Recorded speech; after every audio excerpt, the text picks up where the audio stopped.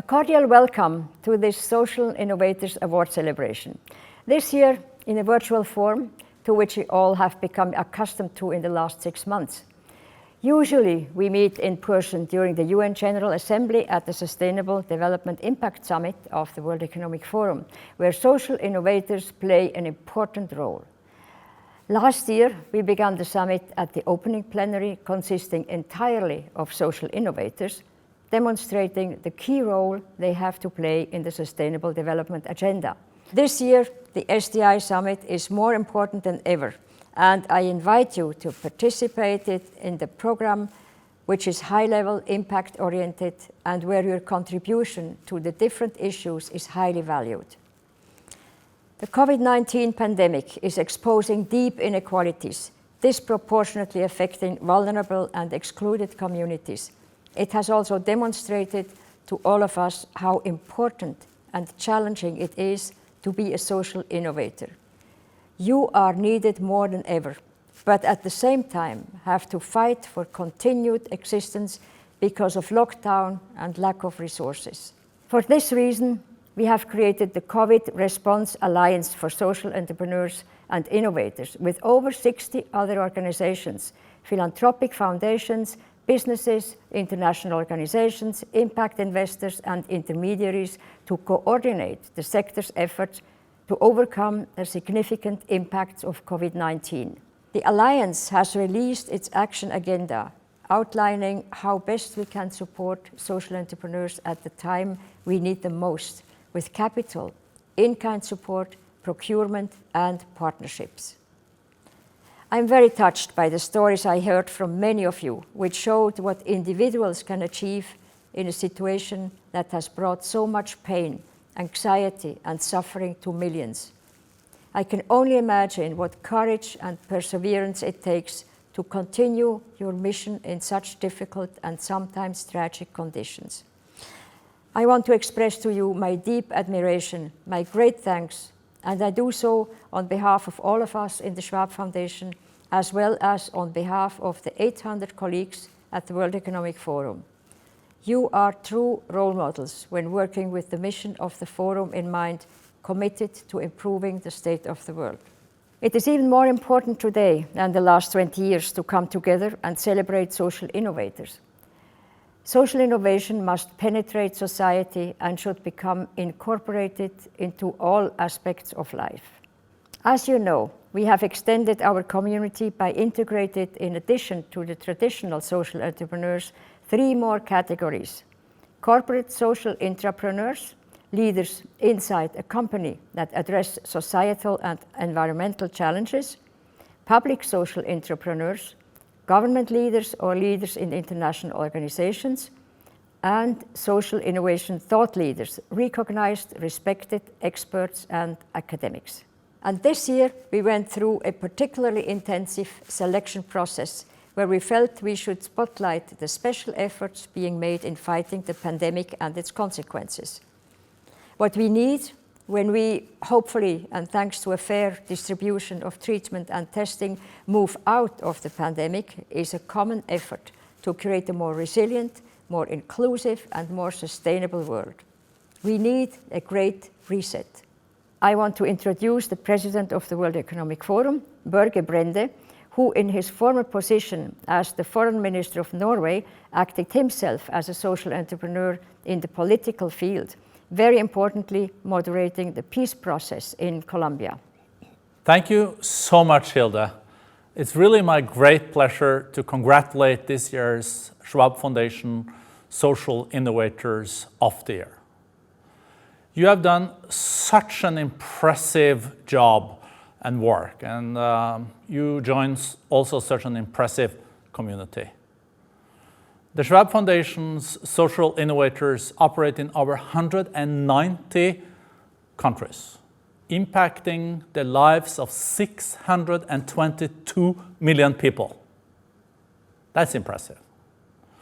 By spotlighting local solutions and local capacity, and by working with partners across the forum's networks, this community is truly improving the state of the world. Today, as we respond to COVID-19 crisis and the pandemic, and stakeholders look to shape a recovery, the work you do and the way you do it with creativity, with purpose, and in partnership is ever more critical. Thank you. This summer, the forum launched a Great Reset. I hope you heard about it. This initiative is to address the urgent challenges we face in a way that delivers a more inclusive, sustainable, job-creating, and resilient future. From restoring the health of our people and our planet to renewing prosperity, an innovative approach is definitely needed. We can't continue, for example, to act like we have a planet B, because there is no planet B. This approach, the Great Reset, strengthens partnerships within and between societies. This is why the Great Reset is convening leaders from across business, government, and civil society for purpose-driven, action-oriented collaboration. We know that progress happens when we bring together stakeholders who have the drive and the influence to make positive change happen. Which is why we need passionate and values-driven champions such as yourselves part of this work. Your work building a more just and equitable world is crucial to shaping a stronger future. And you can act as a lighthouse community, inspiring others to take meaningful action.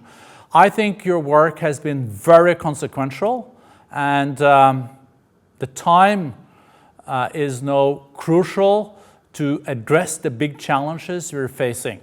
And I'm heartened to see such a committed and innovative group of leaders as you represent. On behalf of the World Economic Forum, it is my pleasure to really congratulate you on this award. I wish you continued success and look forward to having you part of the World Economic Forum's community and continue to make such huge consequential impact in improving the state of our planet. I want to express my deep thanks to the Motsepe Foundation for their great partnership since many years, and I ask Dr. Precious Motsepe to address us. Dear Precious, as a medical doctor and in many functions, also as Chancellor of the University of Cape Town, you have shown your social engagement in many ways and how a privileged position with the heart in the right place can be used to do a lot of good. Hilda, it is wonderful to see you on this virtual meeting. Thank you for the unique and outstanding work that you and Professor Klaus Schwab do globally. It is an honor for me and the Motsepe Foundation to partner with you in celebrating our social innovators through the Schwab Foundation Awards, as well as supporting the Harvard Kennedy Executive Education Program, as well as the Impact Expedition trip that was taken to South Africa. Your foresight in creating a platform to showcase and celebrate social entrepreneurship is at a point when all countries and global communities are battling to make sense of the many social and economic challenges that poorer communities have had to live with all these years. This is now a reality for even developed and wealthy nations. As the Motsepe Foundation, we feel hopeful as we witness this new normal, and we believe that the social entrepreneurs will help society to redefine our practices in this new era. We applaud you for your work in creating the Schwab Foundation for Social Entrepreneurship. By its very nature, social entrepreneurship, with its emphasis on social innovation and system thinking, is a winning business model for the majority of poor countries where health systems, education, and social security have been found wanting.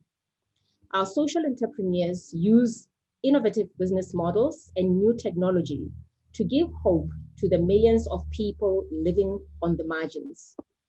We're seeing students whose career investments are at risk because they have no electricity or laptops at home. There are mothers who may lose their lives in childbirth because of the inadequate access to health systems, which are still reeling from the pandemic.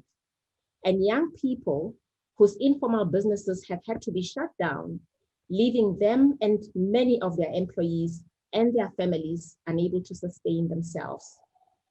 In the nonprofit sector, social innovators provide us with solutions that return exponential benefits, which is vital if we're going to attain the Sustainable Development Goals set by the United Nations. There is a 2.5 trillion funding shortage every year when it comes to investments towards these goals. The eradication of poverty and ensuring equal access to opportunity is everyone's business. But without adequate resources, we must advocate for improving our current investments, guiding our capital towards the innovators who are scaling transformations through changes to our systems, our processes, and our lifestyles. It begins with an idea, but to the innovators here today who took those ideas and made them into something meaningful, I virtually applaud you. In times of crisis, we rely on innovative thinkers like yourselves to guide our next steps.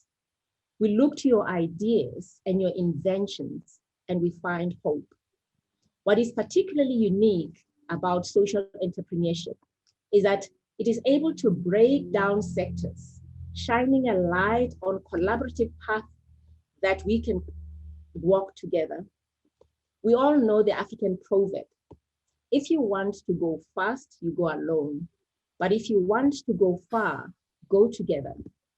We are excited to walk this journey with you, and we reimagine our future together.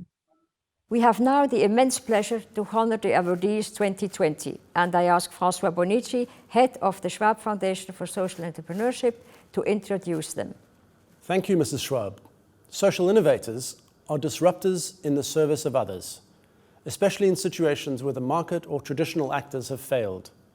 From harnessing the power of fourth industrial revolution technologies to educate teens in Africa, to protecting some of the world's most vulnerable groups in Asia, and pioneering sustainable consumption in Europe, and ultimately building ecosystems to support social innovation globally, the social innovators of the year are using their ingenuity, creativity, and determination to solve and wrestle with the world's most pressing problems. Social innovators are crucial in the response and the recovery from the COVID-19 pandemic and an integral part of the Great Reset. I'm delighted to congratulate and welcome 3 of the Schwab Foundation Social Innovation Awardees of 2020 to discuss with me the challenges and the opportunities of social innovation in the time of COVID. In the Social Entrepreneur of the Year category, Lindiwe Matlali, Africa Teen Geek, South Africa. Daniel Asare Kie, Esoko, Ghana. Suin Lee, Enuma Inc., Republic of Korea. Darsono Hartono, PT Rimba Makmur Utama, Indonesia. Anushka Ratnayake, Mayagro, Senegal. Javier Goyeneche, EcoAlf, Spain. Shanti Raghavan and Dipesh Sutaria, Enable India. Guilherme Bramer Jr., Boomera, Brazil. Jesus Gerena and Mauricio Lim Miller, Family Independence Initiative, USA. Azim Sabahat, Global Healthcare Systems, India. Adriana Barbosa, Preta Hub, Brazil. Ashif Shaikh, Jan Sahas, India. And now, in the Corporate Social Entrepreneur category, Prashant Mehra, Social Inclusion, Mindtree, India. Corinne Bazina, Danone Communities, Danone, France.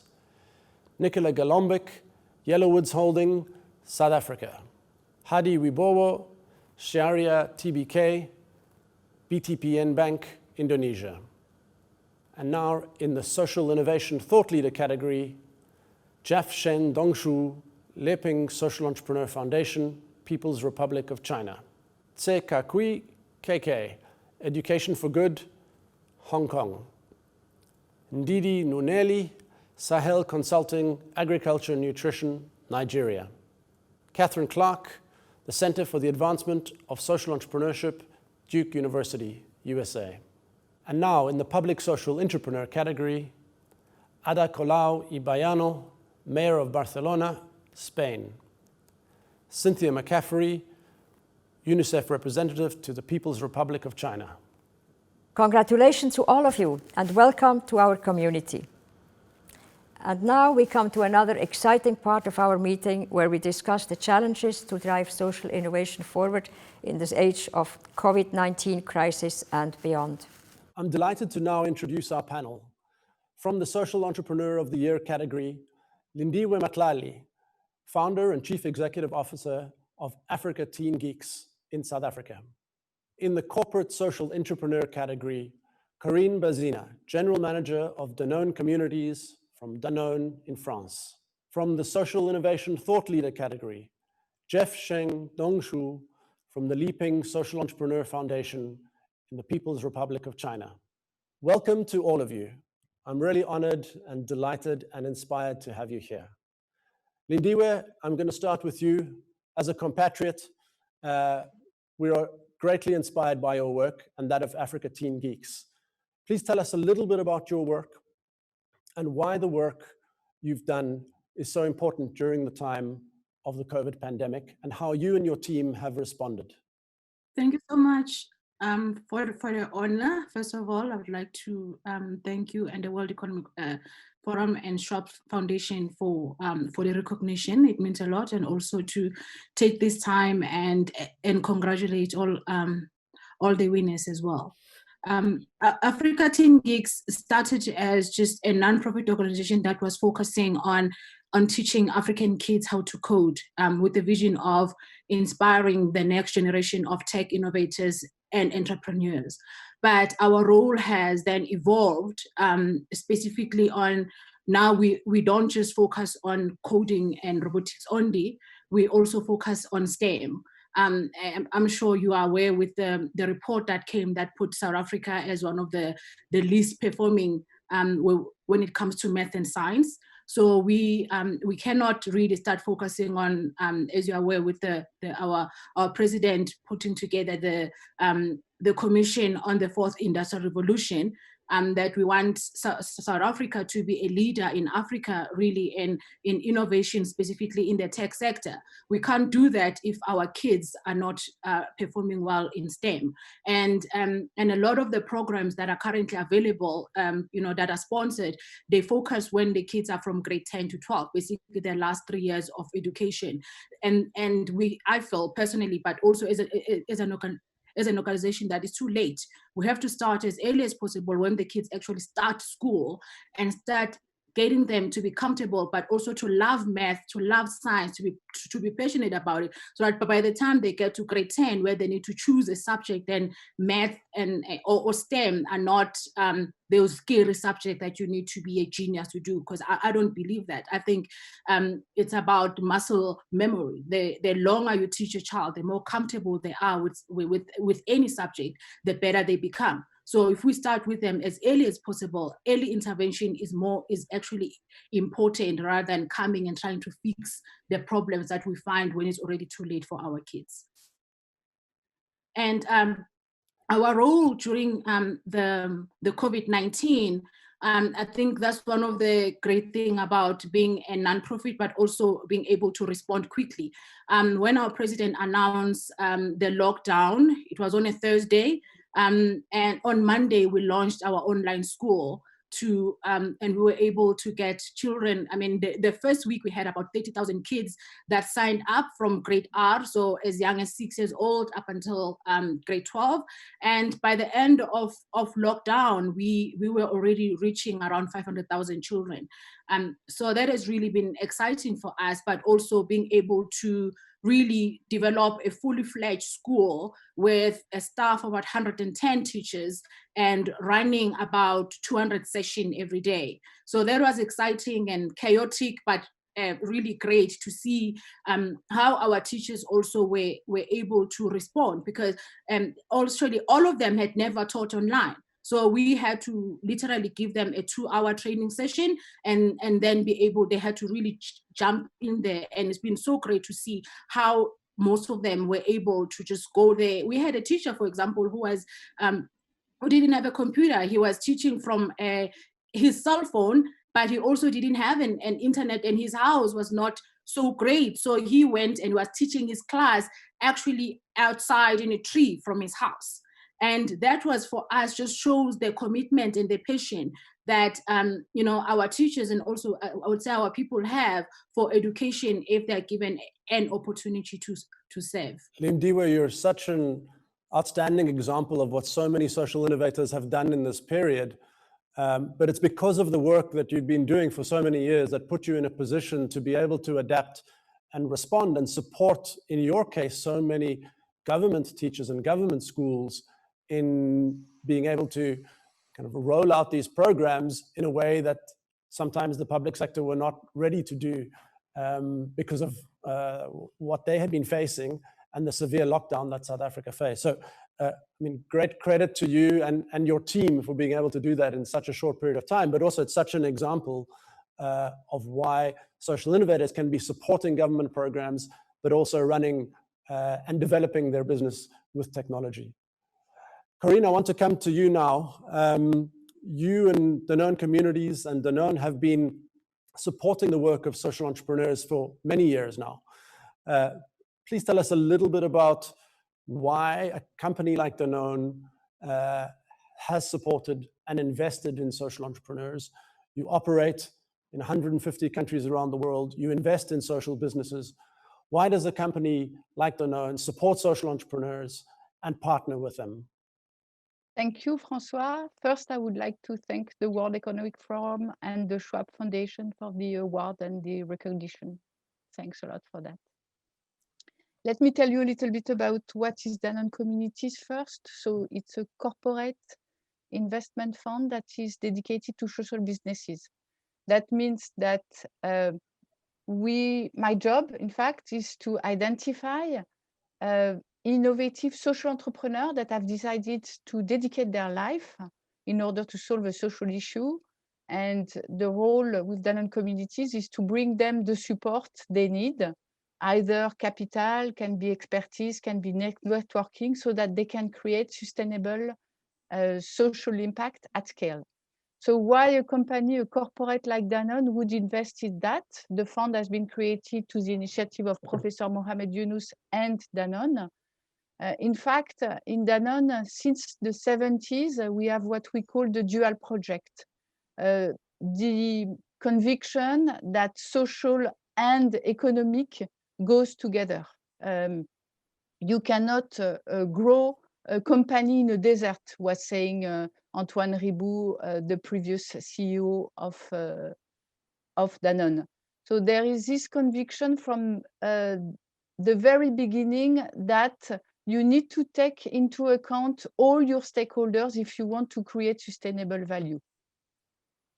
Having said that, even if it was a conviction into the organization, we felt at some point that we needed something, a vehicle that was even more at the forefront in order to push Danone to accelerate toward its transformational journey. And that's why Danone Communities was created in order for Danone to be able to learn by doing, to explore different ways to do business, and also to inspire people within Danone as a kind of north guiding star, so that it helps people within the company to see and to feel and also to experiment that it's possible to do business in a different way. And thanks, Corinne. You've also described what it takes and what it means to be a corporate social entrepreneur, what we started to recognize last year through this new award category, and why we believe there are these similarities between social entrepreneurs and entrepreneurs because of the mission, because of the way you work, because of the commitment and passion, because of the persistence. but you have different tools at your disposal. In the last year, we've seen stakeholder capitalism and the stakeholder approach get a lot of attention. Clearly, it's been the motto and the philosophy of the World Economic Forum for its 50-year history. And earlier this year, Danone became the first listed company in France to adopt the entreprise à mission, the mission-based enterprise, which came into French law in 2019. So tell us what it means to be, as Danone communities, the driving internal force of some of this change. You've explained you have a company that is got its values driven in purpose, and yet you have a role inside the company as well. So tell us a little bit around what is the role of corporate entrepreneurs in driving and realizing these kinds of missions. Our role is to challenge the statu quo within the enterprise. In fact, I think what we play as a role is exactly the role that social entrepreneurs are playing with the world, I would say. So we challenge the statu quo and we act as accelerators and as disruptors, as inspirators. So that's mainly what we do within the company. And you were explaining to me in a call we had last week as well, that you often test out some of the business models of what might inspire, but also demonstrate what's possible within a company. Yes, exactly. Can you give us an example? Well, I think, for instance, B Corp can be an example. As you may know, Danone has an objective of being B Corp certified 100% by 2025. And this was even brought forward. Initially, we were thinking of having it by 2030. And B Corp is a certification that helps you to measure the value that you create for all your stakeholders. I think if we had said something like that in 2007, for instance, to people within Danone, when Danone Communities was created, that at some point within Danone, we will measure the value that we create for all our stakeholders, nobody would have believed us within the company. Because we did it with some social businesses, starting, for instance, by Grameen Danone, which was the pioneer one, where we said, we will measure in this business not only the financial value, but also the value we create for all the stakeholders within the value chain, which was an example to show that it's possible to do that in business, not only in a social business, but also in a classical business. So this could be one of the examples, for instance. Thanks, Corinne. And that's been a long legacy. And now we see so many companies needing to and wanting to report on their environmental, social, and governance metrics. And you've been a trailblazer in that. So congratulations again. I want to now turn to Jeff and thank you for joining us so late in China. We're delighted to have you here. You have been a pivotal node, really a father figure of building the field of social innovation and social entrepreneurship in the People's Republic of China, recognized by so many people around the world. We're really honored to have you here. Tell us a little bit about the Liping Social Entrepreneur Foundation and your work over the years and how social innovation and the practice of social entrepreneurship is different in the context of China. Thank you for your introduction, and great to have the honor to be the awardee of the Schwab Foundation and the World Economic Forum. So it's a really great honor. And congratulations to other awardees. I guess actually now we are calling ourselves as a catalyst and a wave maker and ecosystem builder for the social innovation society in China for an inclusive society. But actually it takes a long time for us to recognize that. So about 18 years ago, when I sold out my .com company, started thinking about how to get into the social development sector. All in our mind is how to leverage market power to help the poor.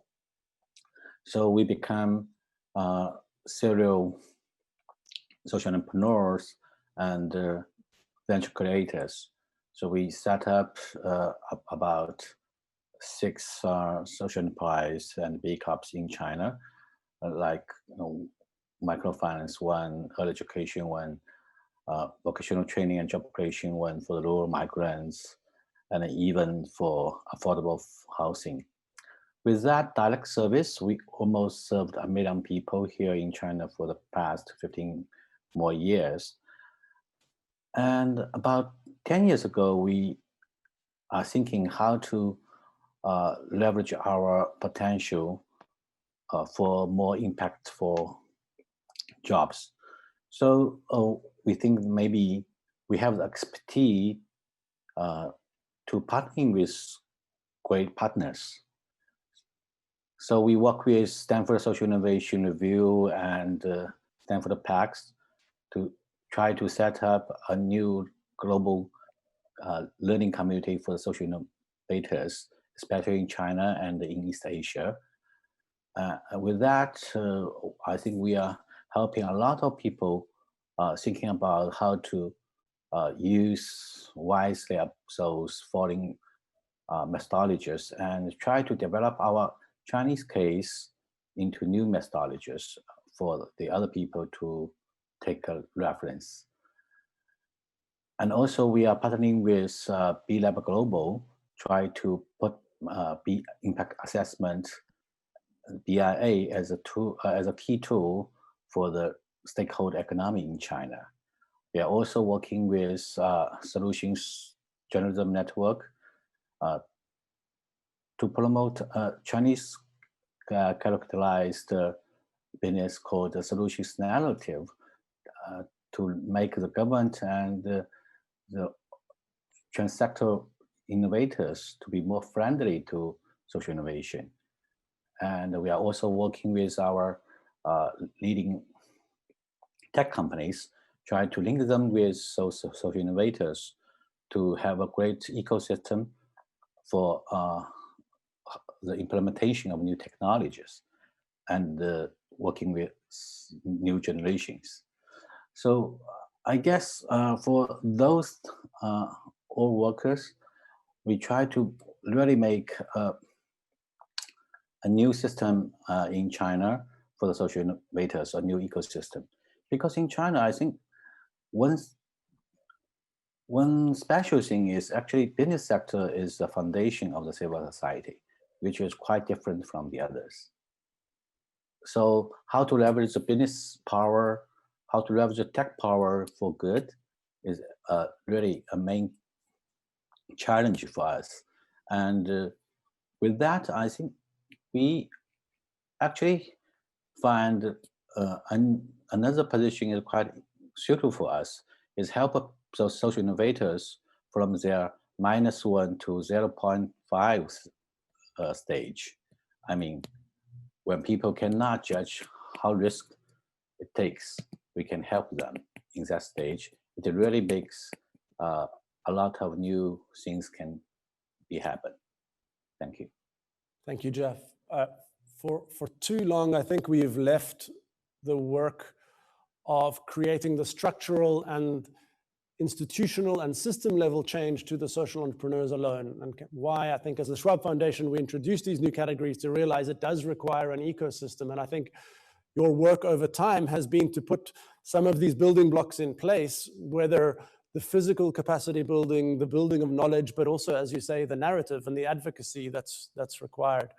So many of those in our thought leader category play this role of ecosystem and field builders.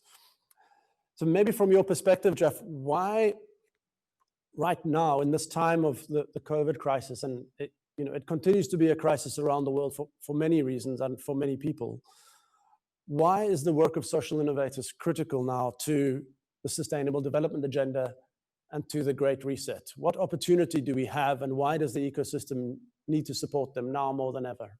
I can give you an example, I guess. So actually, my daughter are very happy recently because she just joined a new type high school, a high school raised by a high school graduate.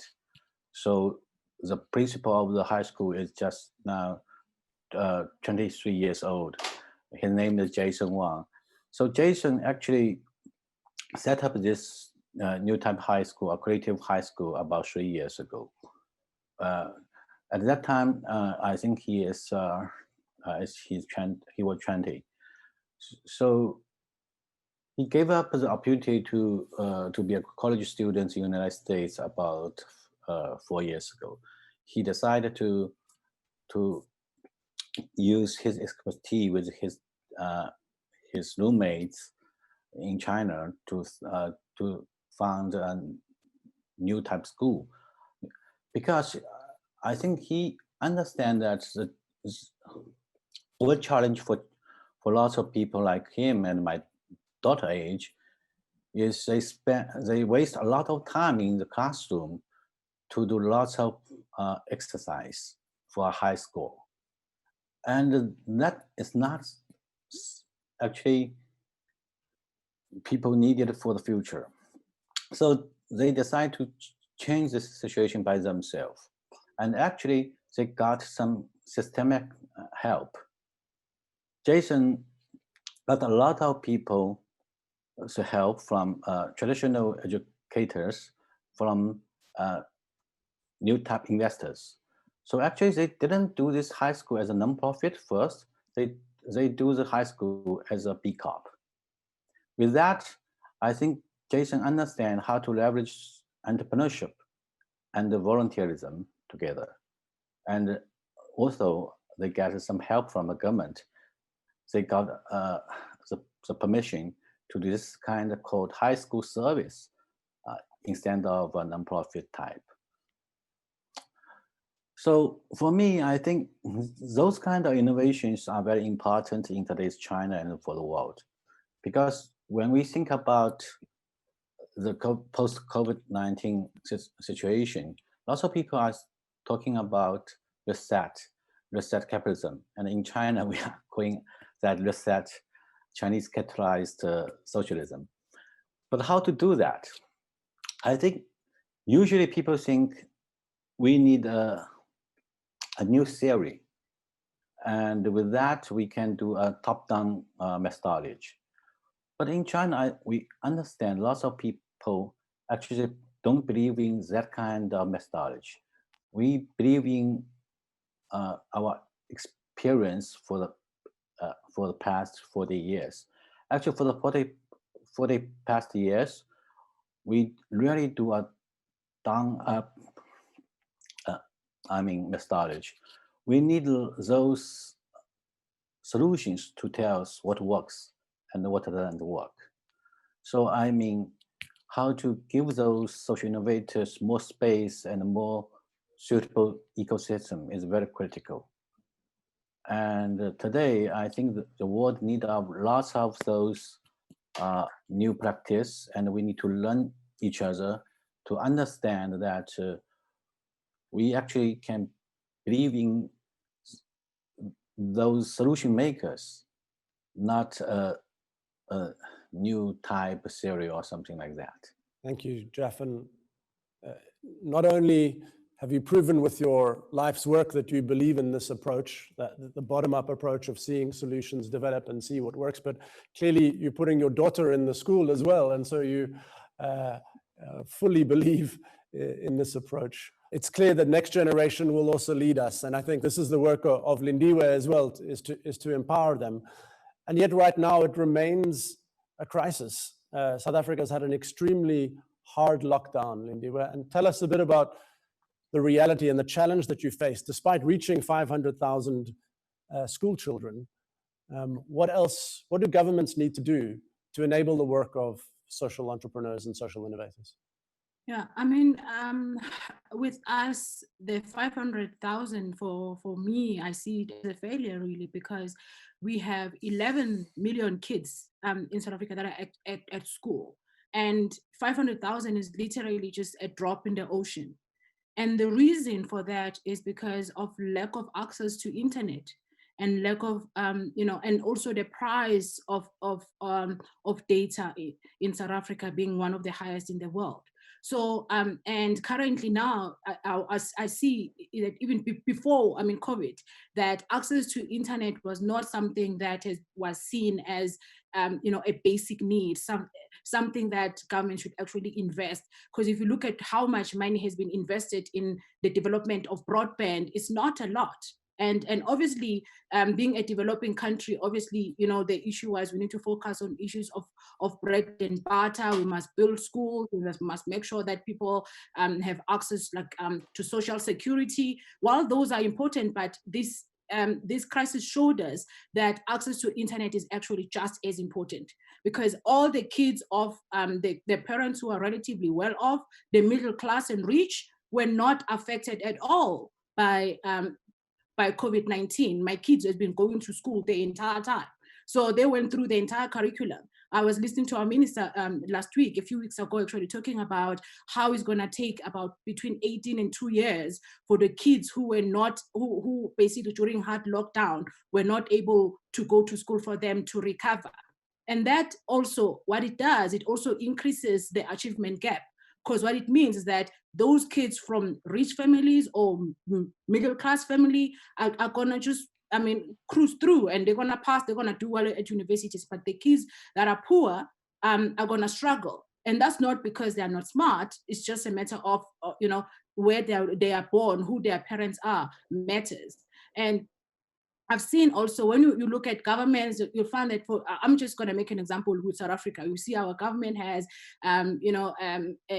a team of leading CEOs and entrepreneurs that advises them on investment.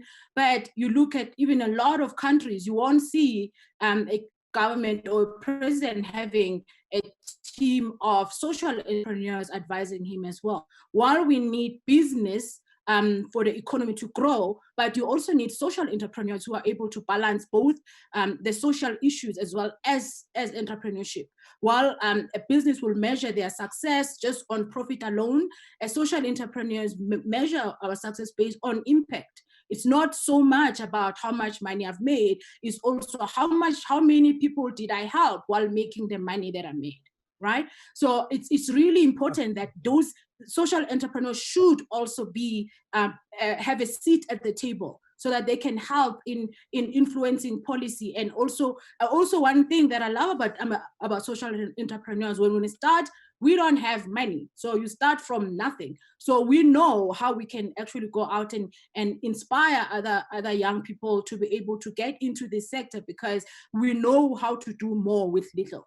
So, and that goes a long way, because by the time you have more resources, you're able to reach more, because you used to be frugal. You used to focus on, the $1 must go as further as possible. Now, when I have 1 million, instead of just focusing on the PR, I'm like, I don't need PR. I can reach 1 million kids, So I think that is really something that is really important, because if you look at how some companies, when they invest in, in their social responsibility, it's always mostly about the PR.